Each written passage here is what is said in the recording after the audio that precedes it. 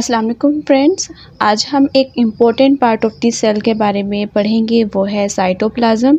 ये सेल का वो हिस्सा होता है जिसमें सारी एक्टिविटीज़ होंगी। तो चलिए समझते हैं इसका स्ट्रक्चर और फंक्शन। सबसे पहले कि साइटोप्लाज्म क्या होता है। What is cytoplasm? तो इसकी डेफिनेशन है the cytoplasm is a jelly like substance that fills the inside of the cell.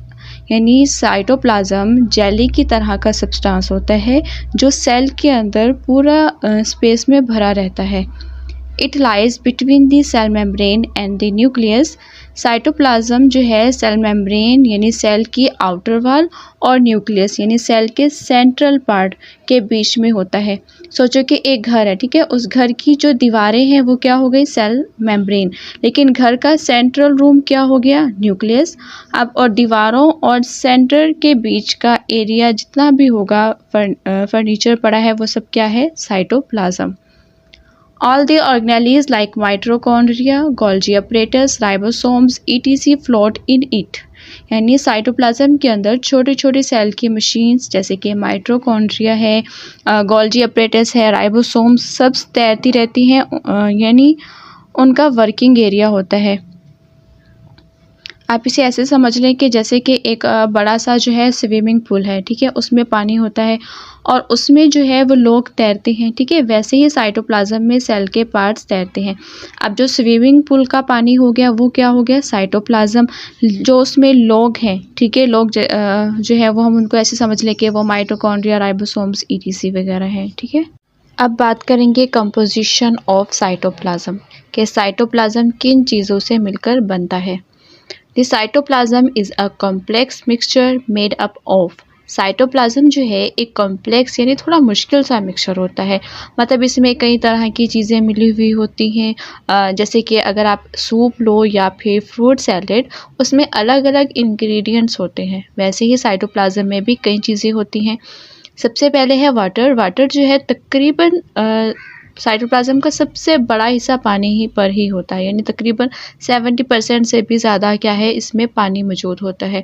उसके बाद आती हैं प्रोटीन्स। प्रोटीन्स का काम होता है कि सेल के स्ट्रक्चर को बनाना, मेंटेन करना और काम में मदद करना।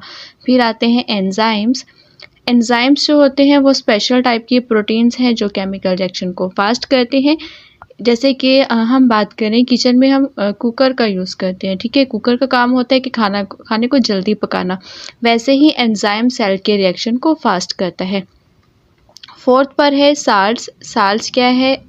साल्ट्स जो है आयंस की फॉर्म में होते हैं और सेल्स के सिग्नल और बैलेंस को मेंटेन करते हैं। जैसे कि नमक से खाने का टेस्ट और बैलेंस आता है, वैसे ही साल्ट्स सेल के अंदर बैलेंस बनाए रखते हैं। फिफ्थ पर है other essential molecules. Essential molecules जैसे कि इसमें शुगर है, शुगर यानी ग्लूकोज, फैट, लिपिड्स हैं, विटामिन्स, आरएनए भी होते हैं जो कि सेल के काम के लिए बहुत ज़्यादा ज़रूरी हैं। तो हमने इसकी कंपोजिशंस में क्या देखा कि साइटोप्लाज्म जेली लाइक हमने देखा था कि मिक्सचर होता है। उसमें सबसे ज़्यादा क्या है? पानी है। फिर उसमें प्रोटीन्स भी हैं, एंजाइम्स भी हैं और साल्ट्स भी है। उसके अलावा दूसरे ज़रूरी मॉलिक्यूल्स भी पाए जाते हैं। साइटोप्लाज्म की कंपोजिशन की बात हो गई। नेक्स्ट पर है फंक्शन ऑफ साइटोप्लाज्म। सबसे पहला जो है सपोर्ट ऑर्गेनेल्स, यानी cytoplasm provides a medium where all cells organelles are suspended and can perform their function। यानी साइटोप्लाज्म एक ऐसा जेली टाइप मीडियम होता है जिसमें सारे सेल्स के पार्ट्स यानी ऑर्गेनेल्स तैरती हैं और अपना काम आसानी से करती हैं। सेकेंड पॉइंट है transport of materials. It helps in the movement of materials like nutrients, enzymes and waste within the cell.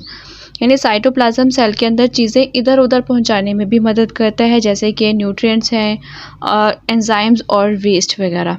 Third point है हमारा साइट फॉर मेटाबॉलिक रिएक्शंस।